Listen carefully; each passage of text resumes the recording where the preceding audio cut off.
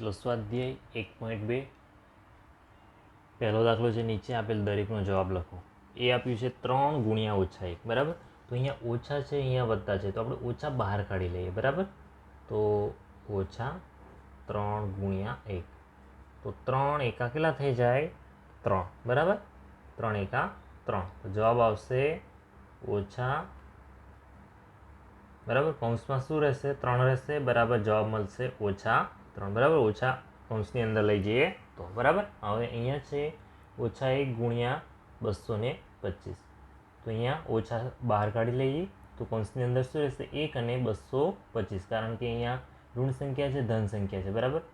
તો 225. હવે ઓછા 1 ગુણ્યા 225 એટલે 225 થશે. 225 એકા 225, બરાબર. ને ઓછા અંદર લઈ જઈએ તો જવાબ મળશે આપણને ઓછા 225. ચલો એવી રીતે અહીંયા, ચલો અહીંયા ઓછા છે, અહીંયા ઓછા છે, બરાબર. બંને જગ્યાએથી ઓછા અને ઓછા બહાર કાઢીએ તો શું થઈ જાય? વત્તા થઈ જાય, બરાબર. 21 ગુણ્યા 30, કારણ કે શું છે? ઓછા ગુણ્યા ઓછા બરાબર થાય વત્તા, બરાબર. અહીંયા જે વત્તા છે અને ઓછા, બરાબર. અહીંયા કેવી રીતે થાય છે? તો ઓછા ગુણ્યા વત્તા બરાબર ઓછા. અહીંયા કેવી રીતે થાય છે? વત્તા ગુણ્યા ઓછા બરાબર થાય છે ઓછા, બરાબર. વત્તા ગુણ્યા ઓછા હોય કે ઓછા ગુણ્યા વત્તા હોય તો ઓછા જ થાય, અને 2 ઓછા હોય તો વત્તા થઈ જાય, બરાબર. ચલો 21 તરી 63, બરાબર. વત્તા જ છે એટલે આપણે કંઈ લખીએ તો અને ના લખીએ તો પણ ચાલે. જવાબ મળશે આપણને 630, બરાબર. ચલો ડીમાં આપ્યું છે ઓછા 316 ગુણ્યા ઓછા 1, તો અહીંયા બંને બાજુથી અહીંયા ઓછા અને અહીંયા ઓછા બાદ કરી દઈએ તો શું થઈ જાય? ઓછા ગુણ્યા ઓછા બરાબર વત્તા થઈ જાય. અંદર શું રહેશે? 316 ગુણ્યા 1, બરાબર. તો આ વત્તા 316 ગુણ્યા 1 એટલે 316 એકા 316. ચલો વત્તા અંદર લઈ જઈએ, બરાબર. તો આ 316, બરાબર. વત્તા લખીએ તો ચાલે, ના લખીએ તો પણ ચાલે, પણ ઓછા ફરજિયાત લખવા પડે, બરાબર. કારણ કે આપણે માની લઈએ છીએ કે આ સંખ્યા કેવી છે? ધન છે. ચલો અહીંયા, તો અહીંયા શું કરીશું? આપણે કૌંસ લઈ લઈએ. આ પહેલી 2 સંખ્યાઓનો ગુણાકાર કરીએ તો ઓછા 15 ગુણ્યા 0 ગુણ્યા ઓછા 18.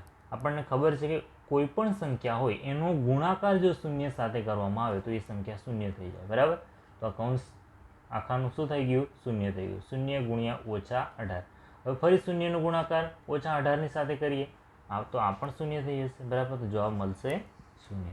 કોઈ પણ સંખ્યા હોય એનો ગુણાકાર 0 સાથે કરવામાં આવે, ચાહે એ ધન હોય કે ઋણ હોય, તો જવાબ 0 જ થઈ જાય, બરાબર. ચલો હવે છે ઓછા 12 ગુણ્યા ઓછા 11 ગુણ્યા 10, બરાબર. તો પહેલાં આનું ગુણાકાર કરીશું તો ઓછા 12 ગુણ્યા ઓછા 11 ગુણ્યા 10, બરાબર. આને આપણે શું કર્યું? કૌંસમાં લખી દીધું. ચલો હવે આનું સાદુરૂપ આપવા માટે શું કરીએ આપણે? પહેલાં અહીંયાથી ઓછા અને અહીંયાથી ઓછા સામાન્ય લઈ લઈએ તો ઓછા ઓછા શું થઈ ગયા? વત્તા થઈ ગયા. અને આને કૌંસમાં લખી દઈએ 12 ગુણ્યા 11 ગુણ્યા 10, એમના એમ, બરાબર. તો હવે આ શું થઈ જશે? 12 ગુણ્યા 11 એટલે 12 દાન 120, 20 ને 10 30 ને 132, બરાબર. તો આ કેટલા થઈ જશે? 132, બરાબર. 12 ગુણ્યા 11. હવે આ વત્તા છે એટલા માટે કંઈ લખીએ તો પણ ચાલે, ના લખીએ તો પણ ચાલે, બરાબર. વત્તા છે, આપણે માની લઈએ છીએ કે આ સંખ્યા કેવી છે? ધન છે. અને આ લખી દઈએ આપણે ગુણ્યા 10, તો 132 ગુણ્યા 10 એટલે શું કરવાનું? એક શૂન્ય લગાવી દેવાનું 132 પાછળ, 1320 જવાબ મળશે. ચલો એવી રીતે જીમાં આપ્યું છે આપણને સંખ્યા આપી છે 9 ગુણ્યા ઓછા 3 ગુણ્યા ઓછા 6, બરાબર. ઓછા 12 ઓછા 10, 9 ગુણ્યા ઓછા 3 ગુણ્યા ઓછા 6. ચલો પહેલાં આનો કૌંસ લઈ લઈએ તો 9 ગુણ્યા -3 ગુણ્યા -6 કૌંસની બહાર. ચલો હવે ઓછા સામાન્ય કાઢી લઈએ તો અંદર શું રહેશે? 9 ગુણ્યા 3 ગુણ્યા -6. 9 તરીકે કેટલા થઈ જાય? 27. બરાબર. ઓછા અંદર થાય 27 ગુણ્યા -6. ચલો ઓછા અંદર લઈ જઈએ તો શું થઈ જશે? -27 થઈ જશે ગુણ્યા -6. બરાબર. આ ઓછા અંદર લઈ જાય એટલે -27 થઈ ગયા. બરાબર. હવે -27 ગુણ્યા 6 કરવાના આપણે. તો 27 ગુણ્યા 6 કરીએ. 6 7 42, 6 દુ 12 ને 4 16. કેટલા મળશે? 162. પણ પહેલાં શું કરવું પડશે આપણે? ઓછા બંને બાજુથી સામાન્ય કાઢી લઈએ. બરાબર. તો 27 ગુણ્યા 6 બરાબર વત્તા 162 બરાબર 162. બરાબર. મેં આ 2 સ્ટેપ વધારના લખ્યા છે તમને ખ્યાલ આવે એટલા માટે. પણ તમને સીધું જ આવડતું હોય તો તમે ડાયરેક્ટ જ આ સ્ટેપ લખી શકો છો. આના પછી સીધું જ આ. બરાબર. આ લખવાની જરૂર નથી, પરંતુ તમને સમજ પડે એટલા માટે મેં આ લખ્યા છે. બરાબર. આ ગુણ્યા છે 27 ગુણ્યા 6. ચલો બીજો જોઈ લઈએ. ચલો આ શું છે? બીજા નંબરમાં 18 ગુણ્યા 7 વત્તા -3 18 ગુણ્યા 7 18 ગુણ્યા -3. બરાબર. વિભાજનનો નિયમ છે સરવાળા માટે. a ગુણ્યા b વત્તા c બરાબર a ગુણ્યા b વચ્ચે વત્તાનું ચિહ્ન a ગુણ્યા c. ઓકે, થઈ ગયું. ચલો પહેલાં શું કરીશું આપણે? ડાબી બાજુ ને જમણી બાજુને સરખાવીશું. ડાબી બાજુની જેટલી કિંમત થાય એટલી જમણી બાજુની થવી જોઈએ. તો કહેવાય કે આ શું છે? આપેલું જે છે એ સાચું છે. બરાબર. તો ડાબી બાજુ લઈ લઈએ. તો ડાબા બરાબર 18 ગુણ્યા 7 વત્તા -3. ચલો સૌપ્રથમ સાદુરૂપ શેનું આવે? કૌંસનું આવે. બરાબર. તો 18 ગુણ્યા 7 વત્તા -3 એટલે કે 7 - 3 જ થઈ જશે સીધા. ચલો 18 ગુણ્યા 7માંથી 3 જશે. બરાબર. તો કેટલા રહેશે? 4 રહેશે. ચલો 18 ચોક કેટલા થઈ જાય? 72. તો ચલો ડાબી બાજુની કિંમત કેટલી મળે છે? 72 મળે. ચલો જમણી બાજુની સુધી લઈએ. તો જબા બરાબર શું છે? તો 18 ગુણ્યા 7 વત્તા મોટો કૌંસ છે 18 ગુણ્યા -3. બરાબર. તો અહીંયા છે 18 ગુણ્યા 7. તો 18 7 કેટલા થશે? 126 થઈ જશે વત્તા 18 ગુણ્યા -3 છે. બરાબર. તો શું કરવાનું? ઓછા સામાન્ય કાઢી લેવાના. 18 ગુણ્યા 3 બરાબર 126 વત્તા 18 તરી 54. બરાબર. મેં આ વધારેનું સ્ટેપ લખ્યું છે. બરાબર. તમને ખ્યાલ આવે એટલા માટે કે થાય છે શું ખરેખર. બરાબર. આ ઓછા અંદર જશે. બરાબર. તો કેટલા થઈ જશે? -54. બરાબર. ઓછા બહાર લઈ આવીએ તો 126 -54. ચલો 126માંથી 54 બાદ કરીએ આપણે તો આપણને મળશે 72. બરાબર. તો જમણી બાજુની કિંમત થાય છે 72, ડાબી બાજુની કિંમત કેટલી થાય છે? 72. માટે તમારે નીચે લખવાનું છે. બરાબર. ડાબા બરાબર જબા થાય છે. બરાબર.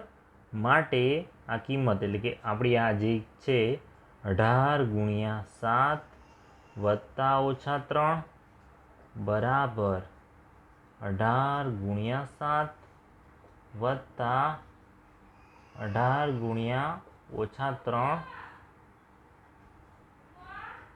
થાય છે. બરાબર.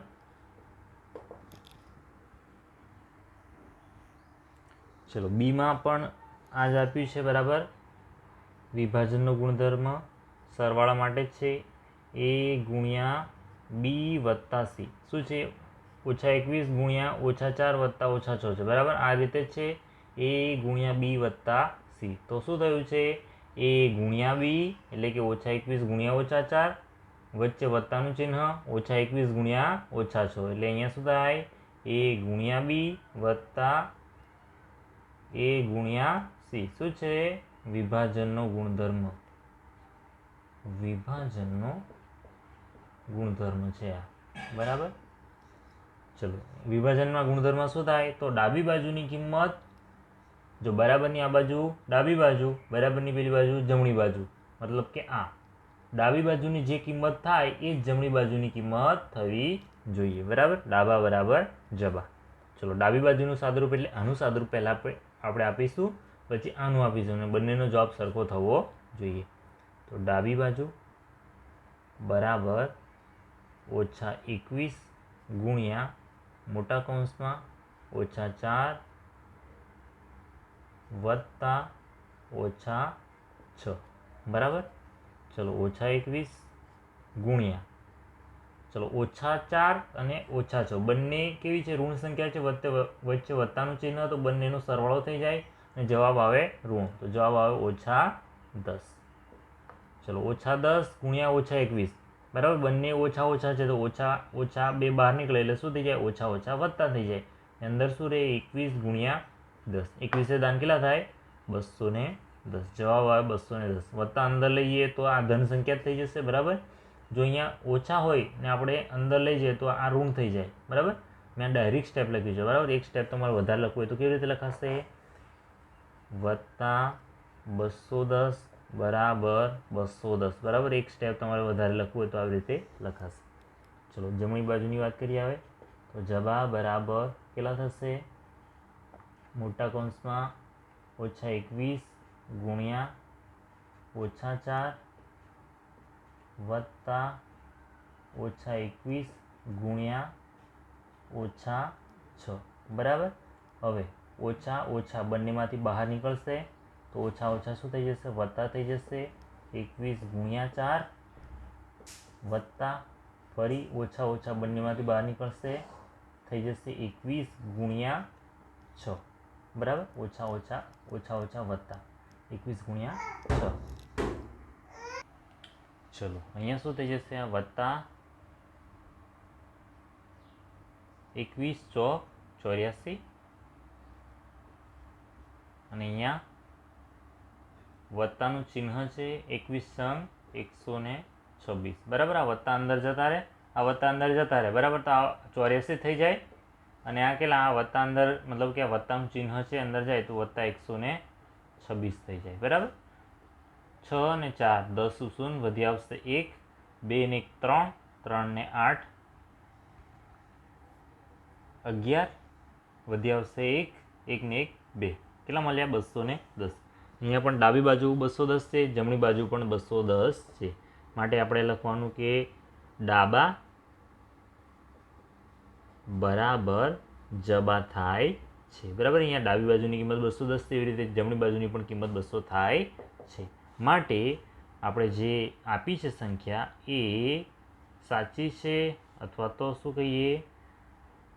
અહીંયા વિભાજનના ગુણધર્મનું પાલન થાય છે. બરાબર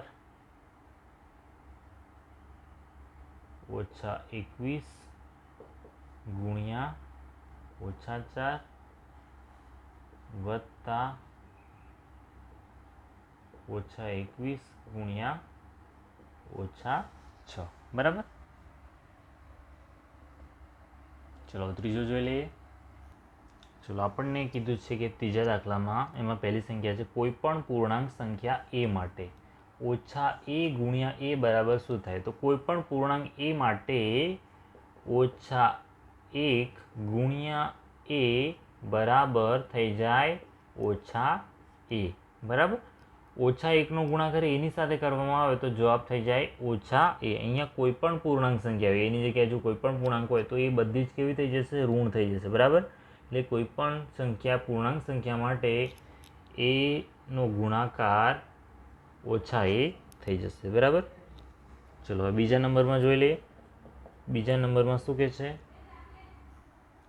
ચલો બીજા નંબરમાં કીધું છે કે નીચેની પૂર્ણાંક સંખ્યાઓનો -1 સાથેનો ગુણાકાર શું થશે. ચલો -22 માટે જોઈ લઈએ. બરાબર -22 ગુણ્યા -1 બરાબર. અહીંયાથી ઓછા અને અહીંયાથી ઓછા બંનેમાંથી ઓછા ઓછા બહાર નીકળે તો ઓછા ગુણ્યા ઓછા થઈ જાય વત્તા, અને અંદર શું રહેશે 22 ગુણ્યા 1 રહેશે. 22 ગુણ્યા 1 એટલે 22 એકા 22 બરાબર. જવાબ શું મળશે? 22 મળશે. ચલો એવી રીતે અહીંયા તો -1 ગુણ્યા 37 બરાબર. તો અહીંયાથી ઓછા બહાર નીકળશે, અંદર શું રહેશે 1 ગુણ્યા 37 બરાબર. હવે 37 એકા કેટલા? 37 ઓછા અંદર જશે તો જવાબ શું મળશે આપણને? -37 જવાબ મળશે. ચલો શૂન્ય સાથે તો 0 ગુણ્યા -1. તો કોઈ પણ સંખ્યા હોય એનો ગુણાકાર શૂન્ય સાથે કરવામાં આવે તો એ જવાબ થઈ જાય શૂન્ય. એ ચાહે ધન હોય કે ઋણ હોય પણ થઈ જશે શૂન્ય. તો અહીંયા જવાબ મળ્યો આપણને શૂન્ય. ઓછા શૂન્ય ક્યારેય થાય નહીં બરાબર. ઓછા શૂન્ય ના થાય, જવાબ ખાલી શૂન્ય થાય. ચલો ચોથો અને છેલ્લો દાખલો છે આપણો -1 ગુણ્યા 5 થી શરૂ કરીને નિશ્ચિત પેટર્ન વડે વિવિધ ગુણાકારો લઈને દર્શાવો કે -1 ગુણ્યા -1 બરાબર 1 થાય છે. શરૂ ક્યાંથી કરવાનું છે આપણને? -1 ગુણ્યા 5 થી. તો -1 ગુણ્યા 5 બરાબર -5 થાય બરાબર. હવે આપણે શરૂ કરવાનું છે માટે -1 ગુણ્યા 4 બરાબર -4 બરાબર -5 વત્તા 1 બરાબર. -5માં 1 ઉમેરીએ આપણે તો થઈ જાય -4. ચલો હવે આની નીચે એમ જ લખી દઈશું -1 ગુણ્યા 3 બરાબર -3 બરાબર. હવે શું આવશે? તો -4 વત્તા 1. -4માં 1 ઉમેરીએ તો -3 મળી જાય. ચલો એવી જ રીતે -1 ગુણ્યા 2 બરાબર -2 બરાબર થાય -3માં 1 ઉમેરીએ તો મળે આપણને -2. ચલો એવી જ રીતે -1 ગુણ્યા 1 બરાબર -1 ગુણ્યા 1 એટલે કેટલા થઈ જાય? -1 બરાબર કેવી રીતે થાય? -2માં 1 ઉમેરીએ તો જવાબ મળે -1. ચલો હવે -1 ગુણ્યા -1 બરાબર કેટલા થાય? ચલો -1 હવે શૂન્ય રહી ગયું બરાબર. શૂન્ય લેવું પડશે. 0 -1 ગુણ્યા 0 બરાબર 0 બરાબર -1 ઉપરવાળા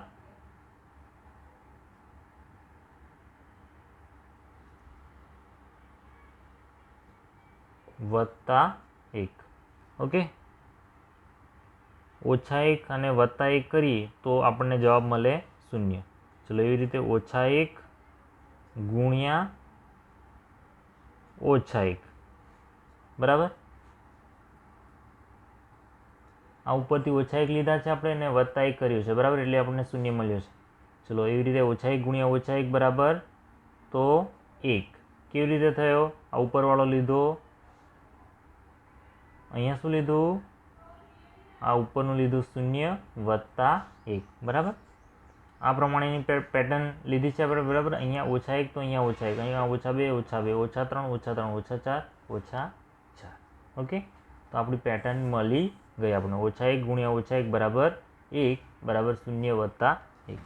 અહીંયા આપણો સ્વાધ્યાય 1.2 પૂરો થયો. જો તમને સ્વાધ્યાયને લગતે કોઈ ડાઉટ હોય તો કોમેન્ટમાં જણાવો, એને લગતો મેં વિડીયો બનાવીશ બરાબર.